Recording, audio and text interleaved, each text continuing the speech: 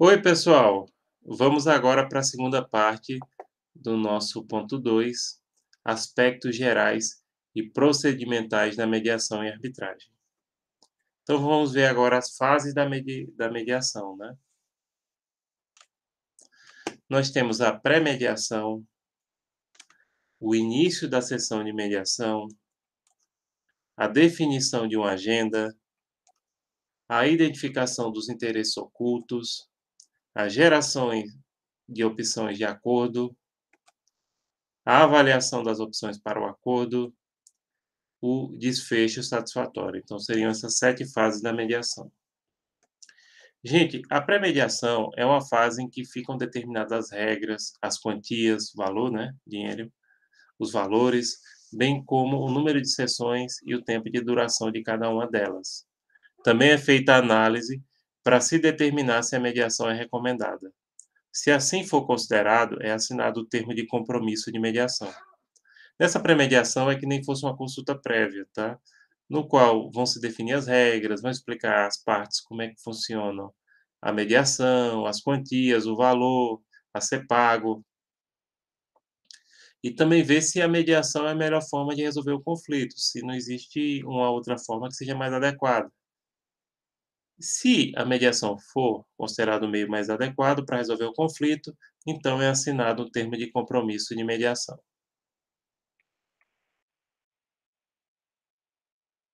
No início da sessão de mediação, o mediador deve: primeiro, iniciar as tratativas entre os litigantes. Segundo, procurar fazer um uso de um tom positivo. Terceiro, auxiliar os indivíduos a expressar os seus sentimentos e interesses. E quarto, selecionar as áreas e as questões que a seguir serão alvo de discussão. E quinto, ajudar os litigantes na exploração de compromissos, de pontos que são relevantes e de influência. Então percebam que esse trabalho de facilitador que o mediador acaba tendo. Então ele começa ali, tratativa com os litigantes, né?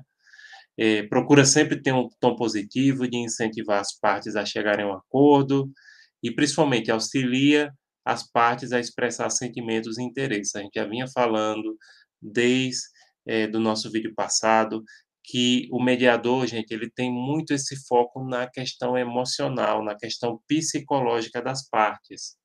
A mediação é uma solução que ela é mais favorável psicologicamente, porque o mediador tenta estabelecer uma solução que seja boa e que satisfaça todas as partes do litígio.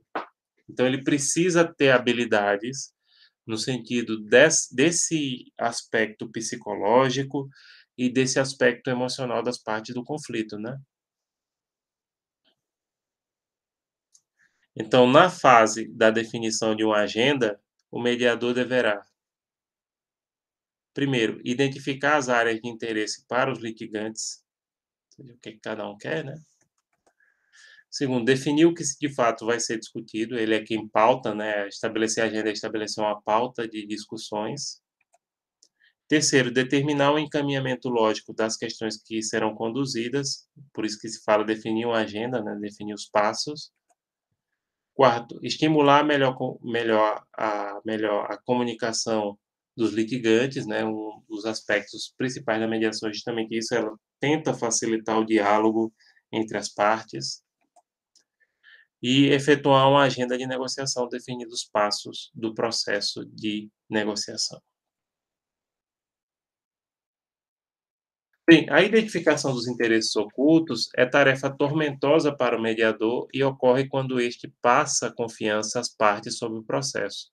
O X da questão em relação aos interesses ocultos é que, por vez, os próprios envolvidos não têm conhecimento a respeito de sua existência. E isso por si só não resolve a questão, porque também é deveras comum as partes esconderem esses anseios por imaginarem ser mais conveniente o outro interessado não ter acesso a eles.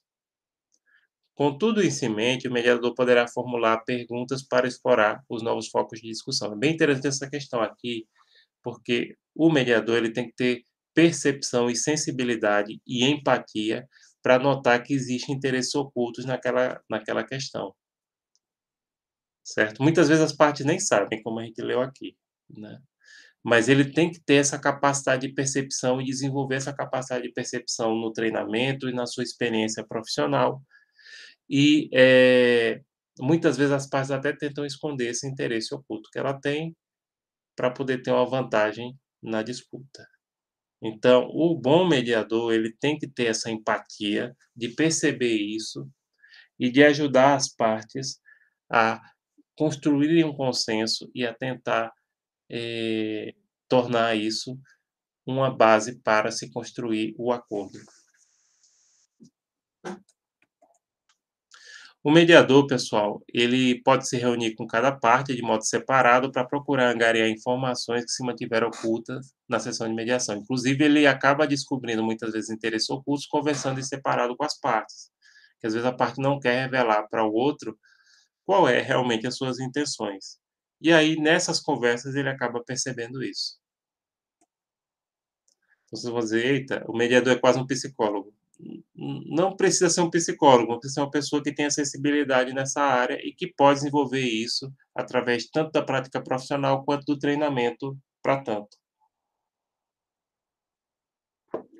Na fase para a geração de opções de acordo, o mediador deverá informar os litigantes sobre a possibilidade e necessidade de gerar opções de acordo, não só uma, mas várias, viu.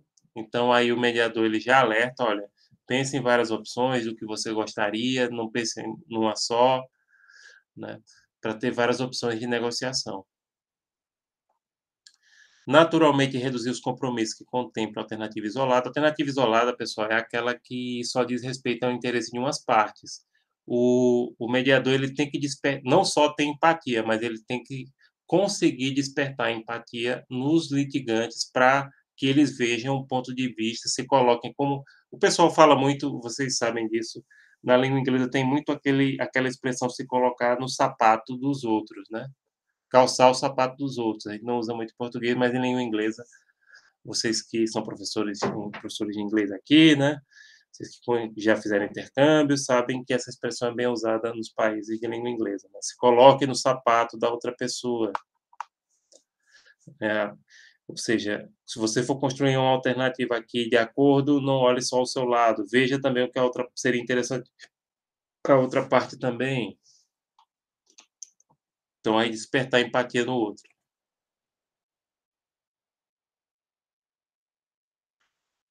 Principais técnicas de mediação. Nós temos a comediação, a recontextualização, a identificação de propostas implícitas, que está ligada aos interesses ocultos, né? A escuta ativa, a construção de possibilidades, o acondicionamento das questões e interesses das partes e o teste da realidade ou reflexão. A primeira comediação no sentido, mediação conjunta, é ter alguma pessoa que vai ser um comediador também. O mediador principal e mais outro auxiliar, entenderam? É um instrumento aconselhável em virtude da complexidade ou da natureza do conflito. É realizada por profissionais que são especialistas na área de conhecimento pertinente ao conflito, principalmente dentro do contexto humanístico. Sim, por exemplo, um psicólogo que auxilie, na mediação é um comediador? Sim, mas não pense só em psicólogo, pode ser, por exemplo, numa questão que envolva uma construção civil, pode ser um engenheiro, numa questão que envolva comércio internacional, pode ser um profissional de relações internacionais ou de comércio exterior, entenderam? É alguém que ajuda ali devido à complexidade daquele conflito. Então, tanto pode ser uma pessoa que tem um conhecimento mais técnico, quanto pode ser uma pessoa que tem mais um conhecimento do relacionamento humano, como psicólogo, né, como engenheiro, por aí. Um médico também.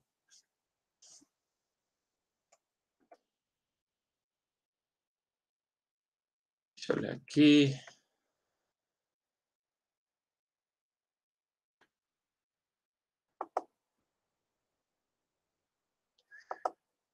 Então, pessoal, a recontextualização, por sua vez, deixa eu voltar aqui, deixa eu olhar se tá gravando, então, tá, pronto.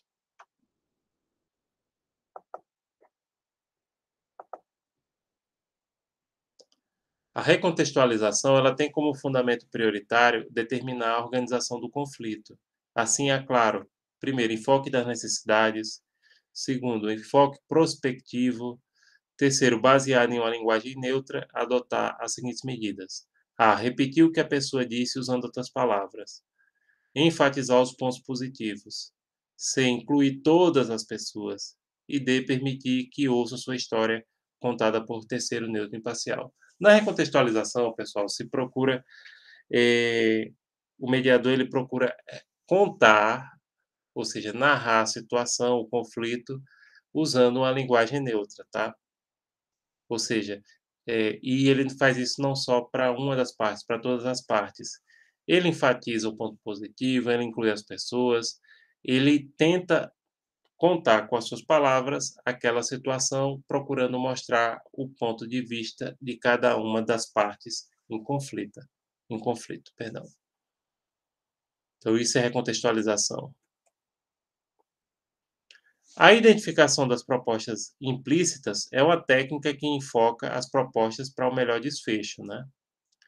E aí está ligada àquela questão dos interesses ocultos. A máxima é a de buscar interpretar nas entrelinhas o que efetivamente o indivíduo almeja.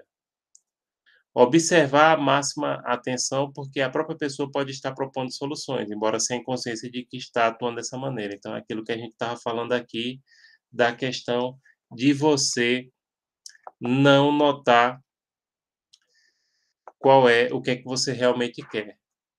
E terceiro, gerar escolhas fazendo uso da negociação com base no interesse das partes, ou seja, permitir que se construa várias opções, né? Dar opções. Na fase da avaliação das opções para o acordo, que aí já pega esse ganchinho aqui do terceiro, nos que se refere à possibilidade de acordo, né? Cabe ao mediador sempre ter em mente os interesses das partes para então analisar quais opções disponíveis atenderão aos seus interesses, avaliar as possibilidades do referido acordo, tendo como base os critérios previamente estabelecidos. Terceiro, medir os gastos e os benefícios das opções antes das partes escolherem. Então, o mediador também avalia se aquela proposta que as partes estão trazendo, se ela é viável ou não, e se ela é interessante para todos, não só para um.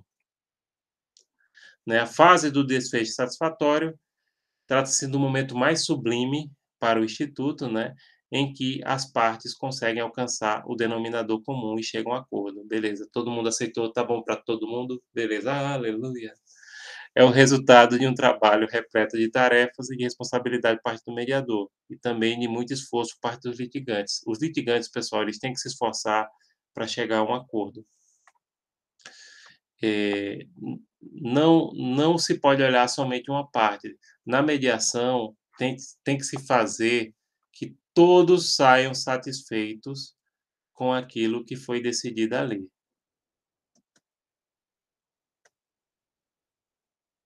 certo? Então, não pode deixar somente uma das partes satisfeitas.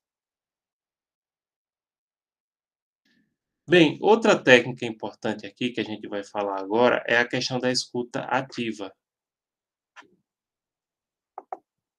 que é uma técnica extremamente importante. Deixa eu voltar aqui.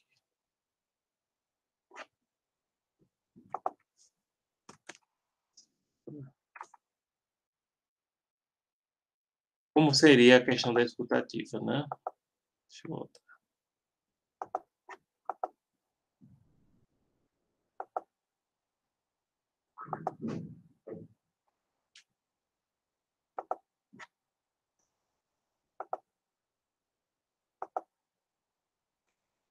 Na escutativa, pessoal, ela se resume na seguinte frase: escutar para ouvir e não para responder. O mediador deve estimular a escutativa, que inclusive não termine na própria escuta em si, mas também alcance aquilo que a rigor não está sendo verbalizado de olho nos interesses ocultos. Então, na escutativa, você dá oportunidade para que as partes desabafem sobre os seus problemas, né? Que verbalizem aquilo que estava, inclusive que estava oculto. Quais são as técnicas para induzir a escutativa? Valer-se do silêncio, ou seja, para deixar a parte falar. notar as emoções, né, ter essa empatia em relação às emoções que as partes carregam.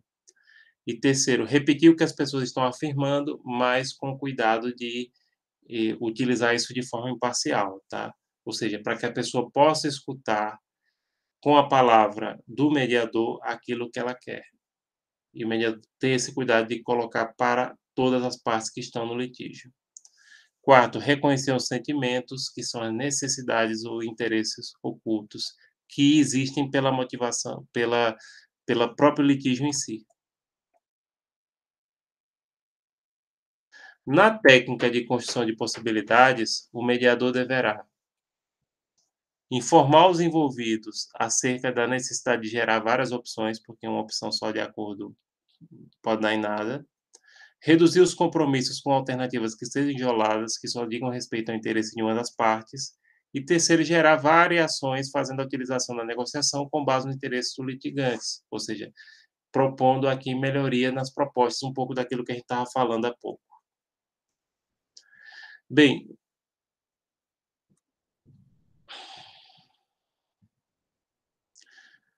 Bem, pessoal, na técnica de acondicionamento, deixa eu colocar aqui,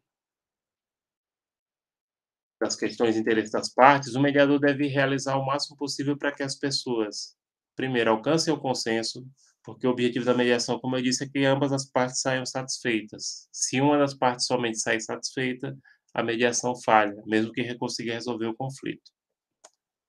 Segundo, sublime os interesses divergentes, ou seja, tem essa capacidade de suplantar esses interesses divergentes. E terceiro, atinge a compreensão recíproca, despertando aquilo que a gente estava falando, a empatia em relação ao problema do outro. O mediador tem que ter essa capacidade de despertar que você passe a enxergar, se colocar no sapato, como a gente estava falando, do outro.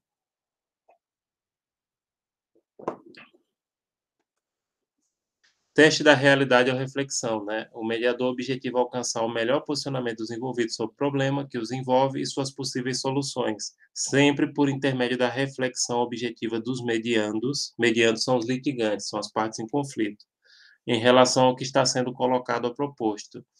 Nesse teste de realidade ou reflexão, gente, o mediador ele tenta fazer com que as partes pensem, e aquilo que a gente está falando aqui, pensem sobre a perspectiva do outro, né? Em relação àquilo, olha, veja, isso aqui para essa sua proposta aqui para o outro, olha o lado dele também, né? Então esse é o teste da realidade ou reflexão.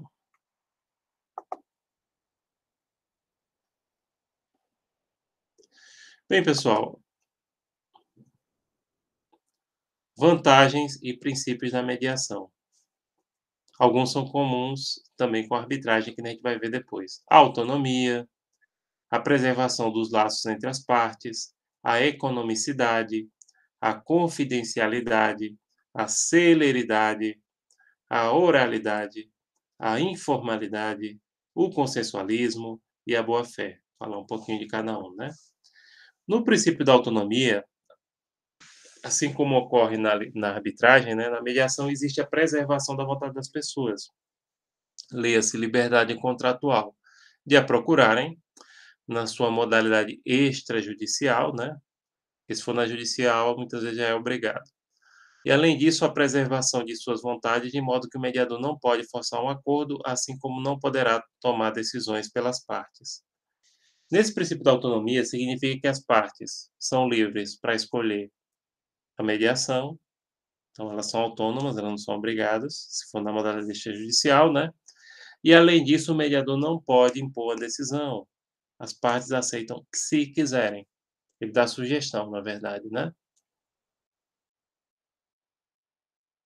Princípio da preservação do laço entre as partes. A mediação provoca um ambiente mais saudável e de aproximação para as partes. Existe menos desgaste, né, entre aqueles que já têm um conflito iniciado e é bastante comum se presenciar um querer no sentido de suavizar a disputa.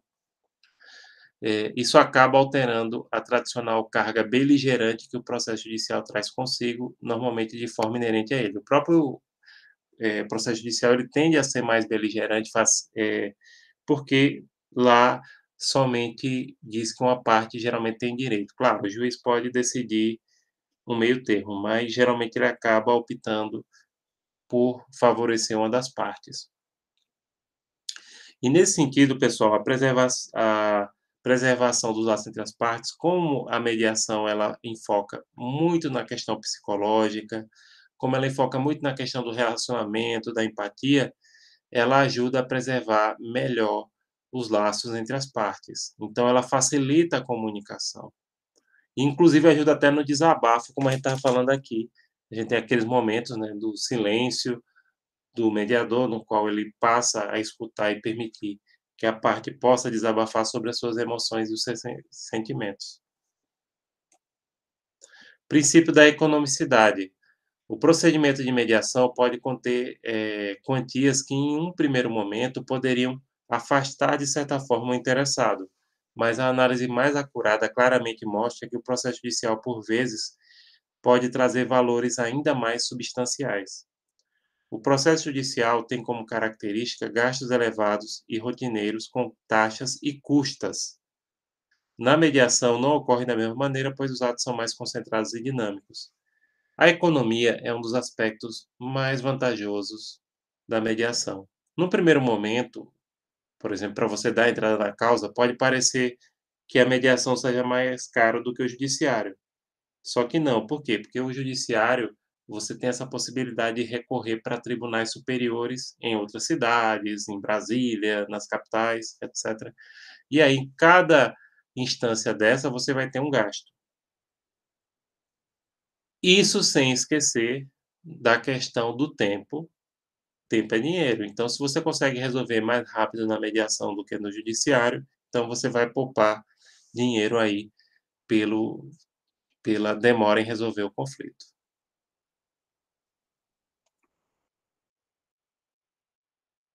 Princípio da confidencialidade, né? A questão do sigilo é um ativo importante da mediação e dos meios extrajudiciais de solução de conflitos, em geral, quando comparados à justiça pública. Nesse ambiente, o que se nota é justamente o oposto, isto é, há a presença de dos princípios mais elementares na condução do aparato judicial, que é o princípio da publicidade, pressuposto que reveste o processo judicial, exceto nas hipóteses previstas em lei. Pessoal, a confidencialidade, ela, que é o sigilo, né, é mais visível na mediação e na arbitragem do que no poder judiciário, porque em regra no judiciário as ações são públicas, os processos são públicos, tá? Então as pessoas podem ter acesso à audiência, pode ver a documentação, a não ser naqueles casos que digam respeito, por exemplo, a determinadas circunstâncias como que envolvem interesse de menores, né? Aí realmente precisa haver o sigilo. Mas, por exemplo, em questões empresariais não há sigilo, porque tem direito disponível. Já que se as partes da mediação escolherem, não, isso aqui, esse procedimento de mediação vai ser sigiloso, tranquilo. Então, isso também facilita. Princípio da celeridade. Celeridade é rapidez, para quem não sabe, né? Outro expoente dos mais aplaudidos no que se refere aos meios extrajudiciais de solução de conflitos e também, naturalmente, a mediação. É a maior celeridade observada na condução do Instituto. Isso se dá por conta da maior informalidade adstrita ao Instituto, quanto comparada à distribuição da justiça proposta pelo Judiciário e ainda em virtude da concentração de seus atos. Então, na mediação, pessoal, a rapidez maior, é mais informal, né? É mais simples do que não tem aquela burocracia toda que o Poder Judiciário tem. Princípio da oralidade, né? A mediação é conduzida quase em sua inteireza calcada na oralidade, ou seja, verbal. Isso se dá mesmo quando existe a participação e o apoio de advogados. Mesmo assim, a mediação não é obrigado a usar advogados na mediação, tá? E na arbitragem, pode usar se quiser. Mesmo assim, a mediação pressupõe um mecanismo que coloca os mediandos como os principais protagonistas e a oratória acaba sendo a principal forma de desenrolar atos e de se comunicar. Então, os mediandos ou litigantes são os protagonistas, e aí a maioria dos atos acaba ocorrendo de forma verbal, através do diálogo, né? e aí ela se baseia muito mais no exercício oral do que na questão de fazer documentos, como acontece, e elaborar documentos, requerimentos e petições, como acontece no Poder Judiciário. Princípio da informalidade, né? Não significa ausência de regras ou de ordem. Mediação tem, né? De forma alguma. Aliás, como também já foi possível ser observado, há procedimentos que devem ser seguidos e técnicas igualmente abraçadas. O que se tem, porém, é a formatação de um sistema que se baseia numa mecânica de alcance à justiça, partindo de premissas distintas em relação, por exemplo, ao processo orquestrado pelo judiciário. No judiciário, é o contrário, se trabalha com a formalidade. E a formalidade existe em tudo. Existe na linguagem jurídica isso que é muito chato, inclusive para quem tem formação jurídica como eu, até nas vestimentas, né? E nas próprias burocracias típicas do judiciário. Então, no na mediação e na arbitragem também, o procedimento ele é mais leve, é menos burocrático, é mais informal e é mais facilitado. Então não tem aquela ritualística que no caso do judiciário, inclusive, tem origem no direito romano, né. Então há toda uma questão de formalidade. Princípio do consensualismo, esse é um dos mais interessantes, né. As partes se encontram em condição de igualdade e com oportunidades idênticas, fazendo com que as decisões sejam consensuais e autocompositivas. Uma das vantagens da mediação é que se procura, como a gente estava falando aqui, se criar uma solução que seja boa para ambas as partes, ou seja, que ambas as partes concordem. Então pergunta: "Ó, você concorda com essa decisão?" Se não concorda, tenta chegar, fazer outras rodadas de mediação, entenderam? Então, se procura, não fica tipo uma sentença que você fica esperando o que é que o juiz vai decidir e você não sabe. Você vai ajudando a construir a decisão, vai ajudando a montar aquela decisão, como se fosse juntando Legos, por exemplo. Não sei por quê. Eu estou gravando aqui depois da meia. Aliás, já passa de 1 hora eu gravando aqui, que eu tive um probleminha hoje e a questão do silêncio, né? E me veio agora à mente aqueles blocos de Lego. Então, a mediação é como você pegar aqueles Lego, você vai construindo junto com a outra parte até chegar àquilo que vocês ambos, as partes do conflito, os mediandos, os litigantes, concordem. E isso é extremamente interessante. Princípio da boa-fé, né? O procedimento da mediação é todo alicerçado na boa-fé, na medida em que o instituto, diferentemente do que ocorre no âmbito judicial, não contempla a produção de provas. O princípio da mediação é basilar na condução do instituto. Veja só, aqui não significa que não exista boa-fé no judiciário, claro que existe, mas as partes devem estar de boa-fé, boa-fé no sentido de não querer prejudicar a outra parte, de não ter essa intenção oculta de prejudicar, que também pode estar entre as intenções ocultas, né, de prejudicar a parte. E aí também o mediador tem que ter essa capacidade de perceber se realmente as partes estão de boa-fé, no sentido de querer buscar a melhor solução para o conflito. Bem, esses princípios do mediador, como independência, imparcialidade, aptidão e diligência, né, a gente vai falar agora para vocês também. Então, são princípios que o mediador deve ter, né? Então, o princípio da independência é característica importante do mediador e se refere à sua independência, obviamente, né? Eh, o mediador fica imbuído de prerrogativas que o possibilitam agir conforme a sua consciência, sempre claro, com respeito às leis vigentes, à conduta ética, que é importantíssima. Já em relação às partes e a uma possível relação com o mediador, também é fundamental que não exista enlace pretérito de amizade ou mesmo de inimizade entre eles.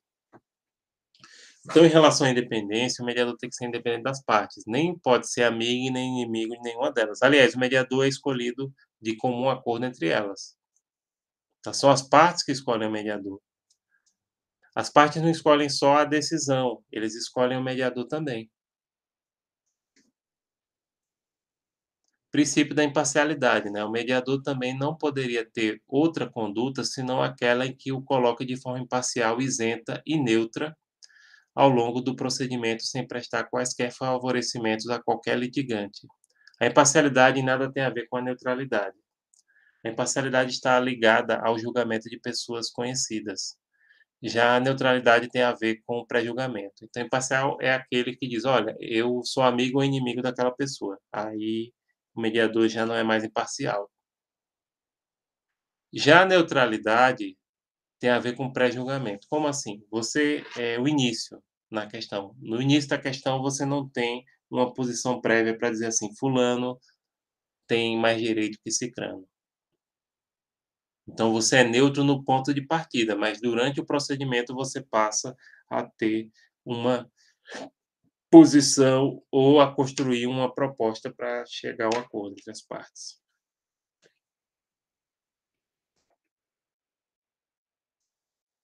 Princípio da aptidão. Aptidão seria no sentido de capacidade. Tendo em vista se tratar de uma atividade que requer um tom conciliatório e apaziguador, o mediador precisa estar capacitado para atuar em cada situação. Tem que fazer, inclusive, cursinho, né, para se capacitar para atuar como mediador, munido dos conhecimentos teóricos e práticos, a experiência é importante, né, para contribuir de forma mais positiva em cada caso. Inclusive, ele pode assistir sessões de mediação e arbitragem para ter conhecimento, faz exercícios simulados. Inclusive, talvez seja interessante até a gente fazer algum. Eh, isso ficaria melhor se a gente tivesse aulas ao vivo, né?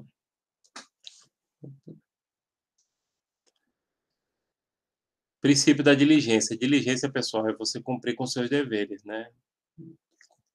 E dentro de prazo, etc. O mediador deverá se manter aberto para as novas situações, devendo respeitar os rumos que o procedimento tomar e ter essa capacidade de cumprir o seu dever e de zelar para que as partes consigam construir o melhor acordo possível. Ah, essa parte de ferramentas da mediação a gente vai ver no próxima parte. Então, pessoal, é isso. Obrigado. Qualquer dúvida, entre em contato conosco e até a próxima. Tchau, tchau.